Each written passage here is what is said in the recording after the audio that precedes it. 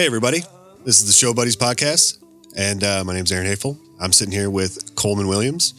Hey, Aaron. Hey. He's playing tonight at the bar, and wanted to have a little chat with him beforehand. We just got done with sound check. Sounded fucking great. Appreciate that. Yeah.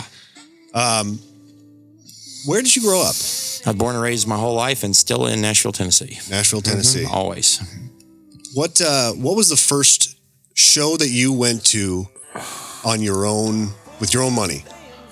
Well, I was going to shows way before, like going to shows as a kid, I guess with my own money.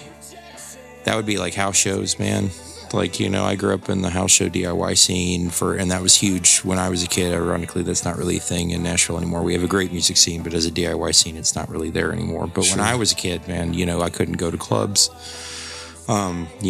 which is, I'm almost 35. But when, 20 years ago, that was going to places and spending like $5. So if I was going to be technical, as an early teenager, that was going to house shows. Yeah. I was buying to see a show. Anybody that you remember like that? A lot of those, man, there's tons of bands from that. That's a long, long list of bands that maybe did 3 bootlegs or one thing, and some went on to, become bigger bands. But that's just, I couldn't think of a specific one, man. That was what I did every day as a kid. It's a music town. There's like so much fucking going through it all the time. A lot, man. But that's not even like that's. It was a time and a place thing. Lightning in a bottle. There's always that for every generation, and the later '90s and early 2000s. There was a lot of that. Would that have been like the Muse? No, because the Muse isn't a DIY club, man. That wasn't the Muse was a club, a bar. You had to be an adult to go to the Muse. Okay, and the Muse got torn down almost 15 years ago. Wow. The Muse has been a Domino's Pizza since like 2010.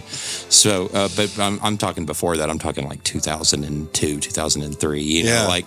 We had house show venues called Little Hamilton and Towers and stuff like. So we had places that were people's houses that we would play in basements and stuff. So yeah, the Muse is awesome. Love the Muse. I saw the last show at the Muse, which was my friends Dirty D and the Sweaty Meat, who are opening for the Goddamn Gallows, who of course I have toured and played with. But that was a long time ago for that band. But yeah, man, the Muse is great. But there was like known house venues too. Yes, because that was places where if you weren't legal, you could still go. With places serving booze and stuff, unless they had, of course, these days, which is cool, they have more of that, like, it's a bar, but you can't pass this line, even when I was a kid, there wasn't as many of those, there were places where if it was a bar, you just couldn't go until you were old. Would those of house venues have been in like East Nash, like where, or just all over the place? Kind of all over the place, man. We had a couple in West Nashville, of course, where I had grown up when I was a kid. And then East Nashville also had some too. But the city is very different. So even saying that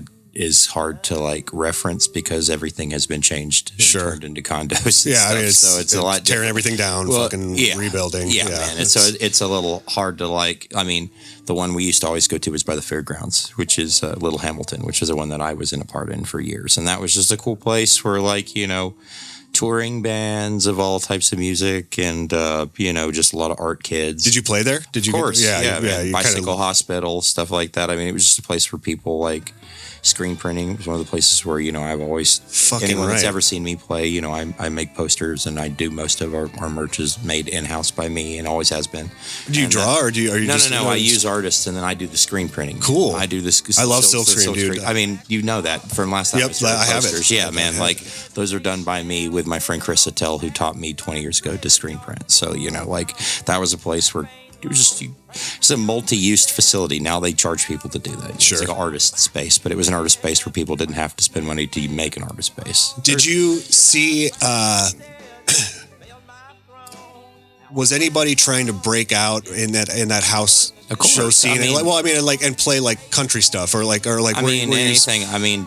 Half those people were inspired by that, man. If you want to, what punk rocker wasn't inspired by country music? What white kid wasn't inspired by country music, at least of some shape or form? So I think that's a pretty easy question. I'd say everybody has a little bit of that in there. I don't like genres, man. No. Yeah, that's my thing. Is like I met Paul Westerberg. He founded the Replacements. He told me his heroes were country heroes. You know, but he doesn't sound like a country band, does he? You know, but that's what I'm saying is like a lot of those dudes, that was their way to rebel before there was rebel music. And it comes out in the songwriting, I think, too. I mean, just folk music started the outlaw generation with Woody Guthrie and people, man. It's just, that's all I'm saying is that idea and that music, you know, I mean, I feel like everybody branches out in country here or there. There's like, you know, how many heavy musicians or I'm just saying like in between like the metalcore bands there's like one, you know, the acoustic dude or like trying to play country songs or something like that. I wasn't sure if there was, you know, much of that going on, but probably in Nashville music, it's country music city, man. There's always some dude doing that there. So like I mean that's like asking, is there neon in Vegas, man? There's always someone doing the cowboy thing in Nashville, of course. So you did play like heavy music for a long time. Everybody knows that was where I got into music. Yeah. I mean, for me, you know, that was just the music that I was into growing up with, man. You know, coming from a country music family, I was doing it differently because that was the music I wanted to connect with instead of the music I was told to like and be like. Sure. So, you know, that was, you know, you don't understand, you know, like the difference is I grew up being told what I was going to do. So the thing is like, that was a way for me to enjoy music in a way, like, and everyone's like, oh yeah, I felt that way too. It's like, no, you didn't, man, because I had to be told what I was going to do because you have to like this. I have to like this because I'm related to Hank Williams. That's what I'm saying. It's like, you know, metal music, and not even just metal music, to be honest, alternative music, punk rock music, new wave music, you know, all that styles of music were huge for me. Like I said, I'm a massive Replacements fan, and that's not metal at all. You know, I was much more of an alternative kid.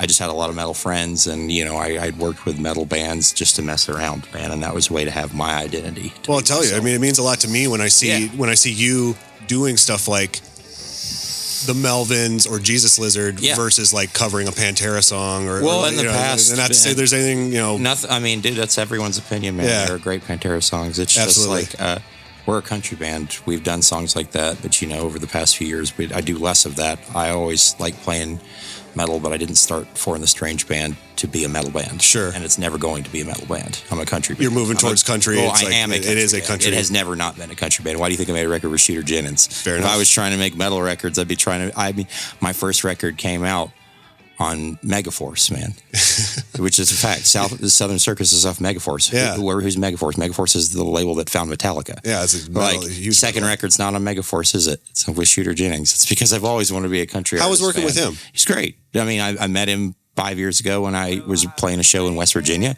He flew to West Virginia to meet me and loved my stuff. And I was self-distributing my first record at the time. Was trying to find the right bandmates. You know, you have to shuffle through to find the right people to do your project. And was just trying to figure out a bunch of stuff. And he was someone that was just, if I needed help or had questions, he was just there. He's very, very helpful. And, you know, I've never worked in a studio like that because I never wanted to really do that. The biggest reason I did it with him is just simply because he's a very comfortable person, easy person to work with.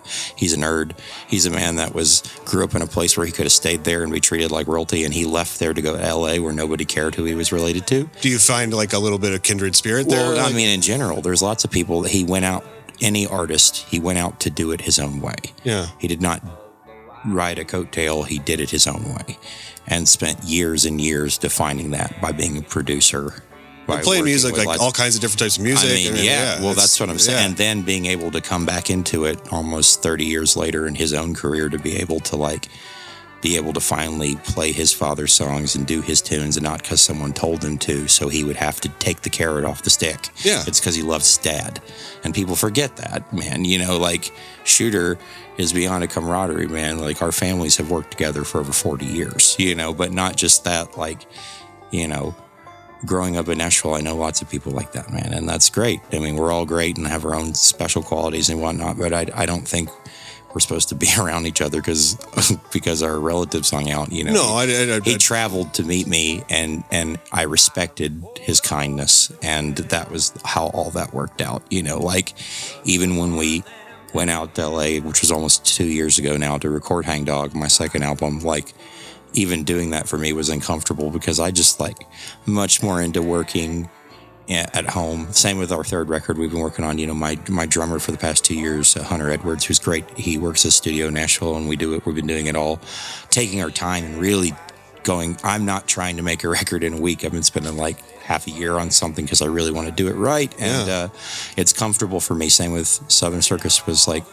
a month in a house during COVID, it was uncomfortable for me to have to go to Los Angeles and have to fly instruments and do all that. That was the frustrating part of that, because that means you can't ask your friend that's a great musician in the town you grew up in to play on you unless he can jump on a plane and fly to Los Angeles. Not as organic. I mean, well, not organic. It's not a physical cost, man. Who's going to drop $900 to come play on one song? Right. When it's $20 for gas, it's not the same thing. It's a huge difference. And I'm not a famous musician specifically because I don't want to be one. I'm a musician, so I work with real musicians, not people who are like, oh yeah, I'll drop $900 and fly for one song for the rights to brag that I played a song with you. Because like I said, man, a lot of the guys I work with and play with were just living people. I mean, when I'm not touring, man, I work at a homeless shelter. Mm-hmm. I work at Room in the Inn. So I work at a nonprofit when I'm not touring because they work with my tour schedule. So I'm working a job when I'm not touring either, just to make ends meet, because it costs a lot of money to tour.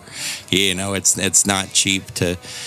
I mean, we're about to tour in Europe in less than a month, and that's going to cost $10,000 just to get there. Just to get there, right? Yeah, just to get there. That's not playing shows, So that's the thing. I mean, it's just when working in LA, it was harder to have a lot of my friends because, like I said, I'm from the South, man, and I've always been there. To have people I wanted on it for our third album, which I don't even know when it's going to be done because I'm just taking my time with it. It's fun, and that's what I should do. I mean, that's what I should do, man. I did a record a year for 2 years. Yeah. This is more like making sure everything's exactly how I want it to be. Is everything written, or are you still working on songs? Well, I could say everything's written, but part of why I'm recording the way that I've been doing to take half a year is because my friend, the studio we're working in, it doesn't affect our drum sound. He works there, so it's like working at a place that's already his, where he works in general. So it's very comfortable, and ideas that you have 3 months later can be completely different. So my thing is yes, I could say yes and I could say no, because the thing is I'm trying to be constantly creative to have what I want. Or you hear another fucking harmony or something like that, you're like, oh, whoa, where'd that come from? That's my thing, is just trying to do things. And I like to take my time with stuff. When you fly to a place, like I said, working with Shooter is great, but flying to a place, you have a week to do it. And in general, any band that's ever flown to do stuff, unless they're dropping crazy amounts of money, you get about a week. You get about a week. The sooner you get done, the less you're paying every day for what you're doing in there. You know what I mean? Absolutely. My band's great, and with our guys, we've been trying to just do it once a month. We have weekly band practice, but once a month we meet up at the studio and we plan to do a song, and that's kind of what I've been doing right now for recording, just in a different way. I think changing the creative process is really important, and both my records have been really different in how they were done. But, having a guest producer like him was great. It was great to work with Shooter. And like I said, he's a very approachable individual. There's, he's easy to work with. That's the biggest reason we did that together. And full respect to him as an artist and a person and a man. I did not do that because he's Waylon Jennings' son. No. I did that because I like him, and he actually flew 2,000 miles to come see me play a club in West Virginia when my band had played 4 shows. And now I've played almost 2,000. He's a respected producer. I mean, he's fucking doing you should, absolutely. There's no reason why you wouldn't. But at the beginning, too, you have to realize, like I said, man, I've put almost 2,000 shows under my belt in 5 years, and only maybe 7 in my own city. So you have to so it's all on the road. So and that show he came to was the first 5, one of the very first shows we ever played, and he just wanted to come and be supportive. So stuff like that, man, is in my opinion, the best part about doing this. Same as the tour I'm on right now. I was going to say with Luke. Yeah. I met Luke on the road years ago, and Luke was opening for the Goddamn Gallows solo, and I was opening for the Goddamn Gallows with my band. And we had met one time before where I had played a show with Bridge City Sinners and him, and we had played in LA 8 months before that, and we hadn't really got to talk. And it just became he asked to come up and do some songs with our band, because I always have fiddle on my records. I just can't afford to tour with fiddle. I tour with 5 guys. It's hard to tour with 6. That's a lot. That's the thing. Always have it on my records, and he heard that. And then first tour, by the end of that same tour where I'd really got to spend a lot of time with him, he ended up playing with us every night for at least 1 or 2 songs. And then, last year we did it again. And, actually, the year prior, I got to play some shows with him and Pete Bernhard from The Devil Makes Three his bandmate as well, Clyde McGee, who's a great musician out of the same band. Luke is in the Bridge City Centers. And they invited me to play some shows in the South, in Atlanta and South Carolina. And then we had so much fun doing it that the next year, we started doing a trio where me and Clyde and Luke played together and did that set last February. And then this year, Clyde wasn't able to due to scheduling, and Bridge City is touring a lot, but Luke has been touring nonstop for like the past almost 9 months. So Luke is actually touring like every week, every month, all year. He's the one person in his band doing that. And I still wanted to do the tour, and Luke and I enjoy doing this. So this year, me and Luke, like I said, we did all the Pacific Northwest. We just did all the Midwest. And, next year, the only places me and Luke together have not played now is California and the Northeast. And next year, we're planning to do that as the 4th time we've done this. So it's kind of fun. Like, my favorite thing about playing music and touring, man, absolute favorite thing is being able to meet other like-minded musicians and make friends and be able to have people you can bounce ideas off of and play tunes and just like learn what music they like, learn what music I like, stuff like that. Yeah. And it's just awesome. It's a friendship environment, I think. I mean, there's people that don't do it that way, but for me, it's my favorite part. Is he going to on the record? Is he going to be on the record at all?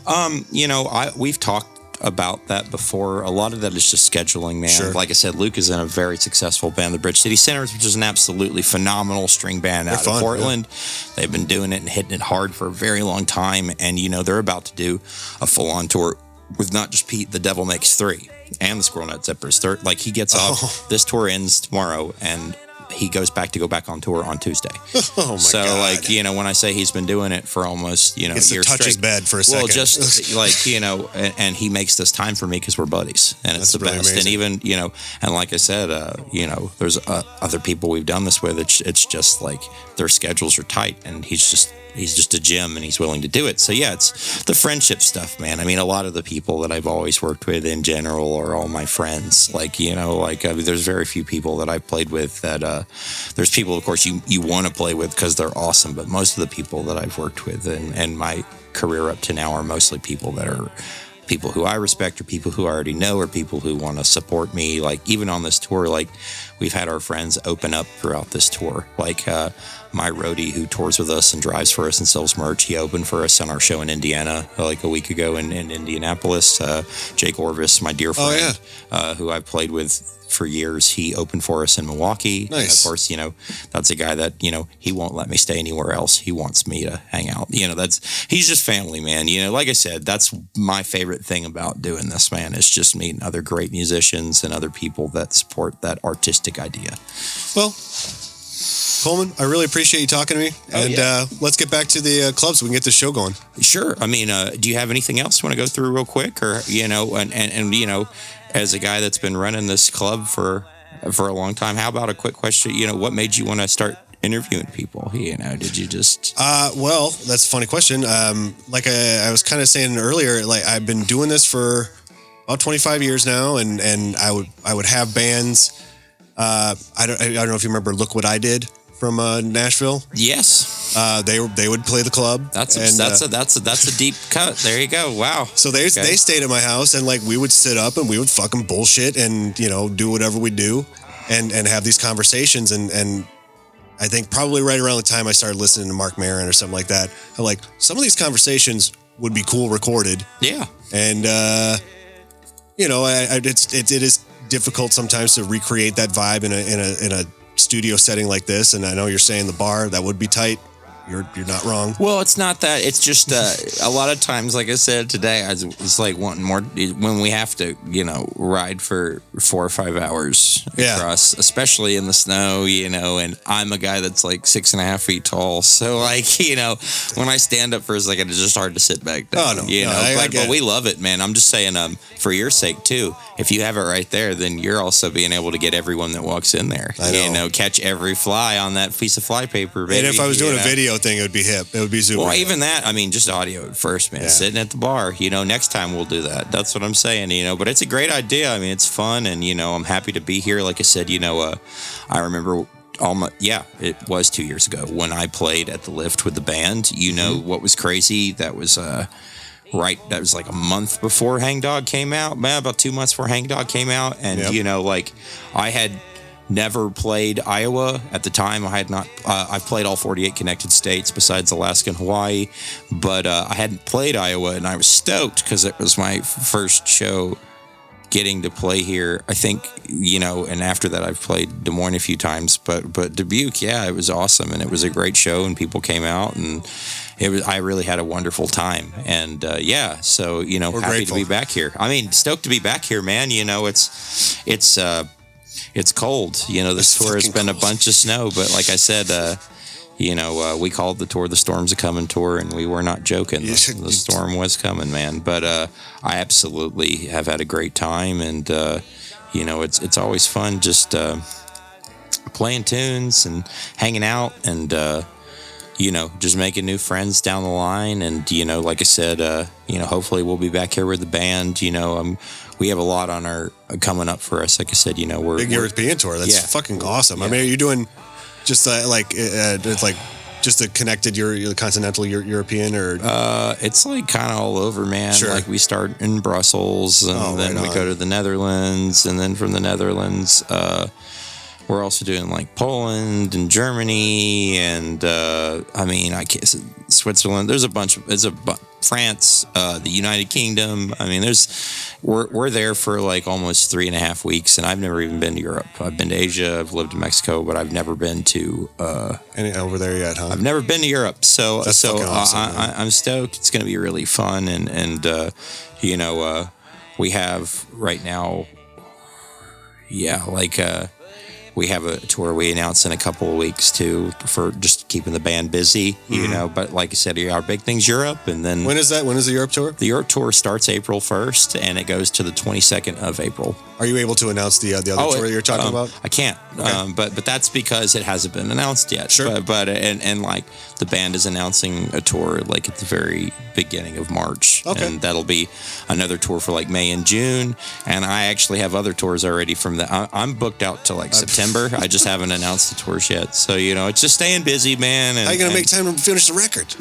well, that's the thing, man. It's also taking time. Well, look, that's why it's, we pick a day a month right now and make it casual. And like I said, I've really enjoyed recently, like I've been able to help people when I'm at home too. So instead of just touring and not touring, when I'm at home, I'm also working now, but like I'm trying to help keep people off the streets, man. Yeah. So, it's a way I feel like I'm giving back to my community. I spread myself thin, but I think it's fulfilling, and it's the way I'm doing it, man. And it's really been helping me actually be more creative. It's just, constantly keeping myself busy when I used to tour. Out there. Well, when I used to tour a lot, when I came home, I would do nothing. Yeah.